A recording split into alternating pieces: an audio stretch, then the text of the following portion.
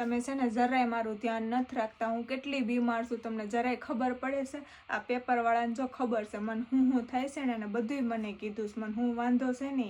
જો આમાં હું લખ્યું છે કે જો તમે ડિપ્રેશનમાં હશો ને તો તમને નીંદર નહીં આવે. હાવ હાસું કીધું. મને છે ને ખાલી 10 થી 12 કલાક જેટલી જ નીંદર આવે, પછી છે ને જરાય જ ઓલું ન આવે. પછી શું લખ્યું છે કે તમને ડિપ્રેશનમાં જરાય કામ કરવાની ઈચ્છા નહીં થાય. હાવ હાસું કીધું. મને છે ને ઘરનું જરાય કામ કરવાની ઈચ્છા નથી થતી હવે તો હાવ. પછી શું લખ્યું છે કે તમે જો ડિપ્રેશનમાં હશો ને તો તમને ખાવાની ઈચ્છા નહીં થાય. હાવ હાસું લખ્યું છે. એને જો તરત ખબર પડી ગઈ. હું જેવી જમીન ઊભી થાવ ને એટલે તરત મને ખાવાની ઈચ્છા થાય જ નહીં.